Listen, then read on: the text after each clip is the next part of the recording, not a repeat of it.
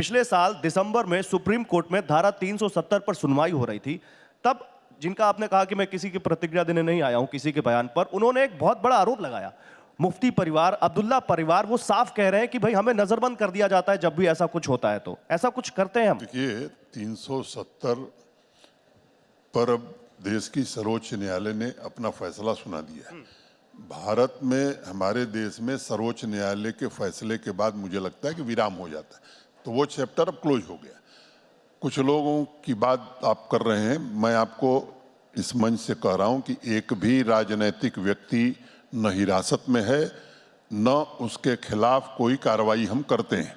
हाँ, ऐसे लोग जो भारत की एक संप्रभुता, एकता और अखंडता में बाधा हैं, उनके खिलाफ कार्रवाई हो रही है, आगे भी होगी। लेकिन राजनीतिक गतिविधियों की पूरी आज़ादी और सबको आज़ादी है। क्या क्या बयान लोग देते हैं, मुझे लगता है उन बयानों को मुझे उद्धृत करने की जरूरत नहीं है। अगर आज़ादी नहीं रहती तो इस तरह का बयान दे करके भारत में ही आप रह सकते हैं, दुनिया के दूसरे देश में नहीं रह सकते। मनोज जी, अभी मैंने कुछ दिन पहले एक फोटो देखी, आपने खेलो इंडिया की वहां शुरुआत की, स्नोफॉल हो रहा था और आप उस बर्फबारी में खड़े होकर उसकी शुरुआत कर रहे थे और युवा बड़ा उत्साही था। और मैंने भी एक फीडबैक देखा है आपका कि आपका युवा से कनेक्ट बहुत अच्छा है कश्मीर में। तो वो युवा अब क्या सपने वो देख रहा है और क्या आप युवा के मन को भाप पा रहे हैं कश्मीर के? देखिए, जम्मू कश्मीर के युवाओं की आकांक्षा भी भारत के बाकी हिस्से के युवाओं की आकांक्षा से पूरी तरह से मिल गई है। और जिस विंटर स्पोर्ट्स की आप बात कर रहे हैं, वो चौथा एडिशन था और काफ़ी अच्छा कार्यक्रम वो गुलमर्ग में होता है। उस दिन बर्फ़ गिर रही थी, उस कार्यक्रम के उद्घाटन के समय हम लोग वहाँ मौजूद थे। एक बात मैं ज़रूर बताना चाहता हूँ कि PMDP, prime ministers development plan, 2015 में जब 14 में बाढ़ आई थी, उसके बाद नरेंद्र मोदी जी ने घोषित किया था। उसके कारण स्पोर्ट्स इंफ्रास्ट्रक्चर जम्मू कश्मीर का काफ़ी बेहतर हो गया है।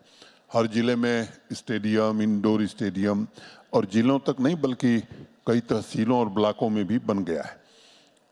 हर पंचायत में प्ले फील्ड बना दिए गए हैं। ऐसी शायद कोई पंचायत होगी जहां ज़मीन न हो, वहीं प्ले फील्ड नहीं है। और मैं आपको बताना चाहता हूं कि आज से 5 साल पहले 3 लाख 4 लाख लोग स्पोर्ट्स एक्टिविटीज़ में भाग लेते थे। पिछले साल 65 लाख से ज़्यादा नौजवानों ने डिफरेंट डिसिप्लिन्स में स्पोर्ट्स के भाग लिया है। और अंतिम बात, स्पोर्ट्स का हमारा बजट अगर पर कैपिटा आप देखेंगे तो देश में सबसे ज़्यादा है। हमने तो तस्वीर सचिन तेंदुलकर की भी देखी श्रीनगर की सड़कों पर क्रिकेट खेलते हुए। उस दिन मैं श्रीनगर से जम्मू वापस आ रहा था, उनका फ़ोन आया था मुझे, लेकिन मैं फ्लाइट में था। उन्होंने मुझे जो फ़ोन पर बताया, उन्होंने कहा कि साहब मैं आकर के बहुत अभिभूत हूँ। जैसा मैंने बाहर सुना था वैसा कश्मीर नहीं है, बल्कि कश्मीर वास्तव में बदल गया है। कश्मीर बदल गया, ये वो तस्वीर बताती है। एक बदलाव और लोग चाहते हैं कश्मीर में, और खासकर पॉलिटिकल पार्टियां, चुनाव को लेकर क्या तैयारियां हैं उसकी, स्टेटहुड को लेकर क्या तैयारियां हैं? मुझे लगता है कि इसमें किसी को कन्फ्यूजन नहीं है। देश के गृह मंत्री श्री अमित शाह जी ने जब पार्लियामेंट में धारा 370 और 35 से हटाने का प्रस्ताव रखा था, उसी समय उन्होंने 3 बातें कही थी। एक, पहली बात उन्होंने कही थी कि असेंबली की सीटें बढ़ रही हैं, तो उनकी बाउंड्री कौन तय करेगा? निश्चित रूप से डिलिमिटेशन कमीशन बना जस्टिस रंजना देसाई की अध्यक्षता में, उसने काफ़ी मेहनत करके डिलिमिटेशन का काम पूरा कर दिया। डिलिमिटेशन के बाद अब 2018 की वोटर लिस्ट पर तो चुनाव नहीं होता, नई वोटर लिस्ट बननी थी। 5 साल में बहुत सारे यंग वोटर्स बने थे, वो काम पूरा हो गया। लोकसभा के चुनाव होने जा रहे हैं। 12 तारीख को full election commission Jammu Kashmir आ रहा है। तो गृहमंत्री जी ने 2 बात कही थी, डिलिमिटेशन फर्स्ट, इलेक्शन सेकेंड, और तीसरी बात कही कि स्टेटहुड एट अप्रोप्रिएट टाइम। और वही एफिडेविट भारत सरकार ने देश की सर्वोच्च न्यायालय में भी दिया है।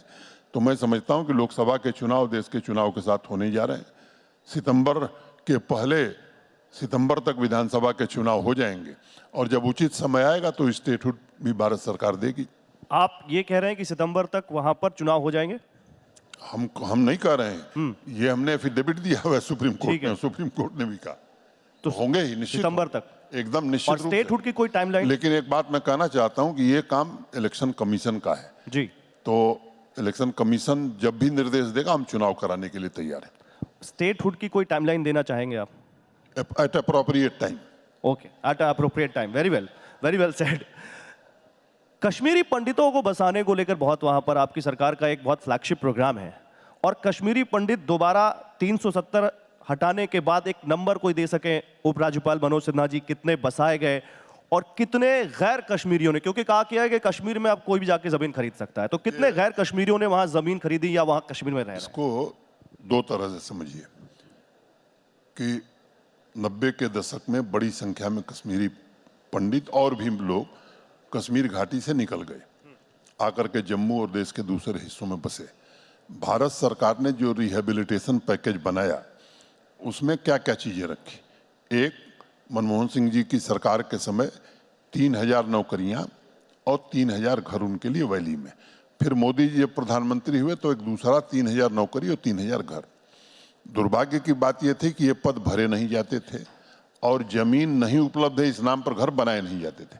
आज मैं ये कहना चाहता हूं कि 6000 के 6000 पद 23 को छोड़ करके सारे भर दिए गए थे।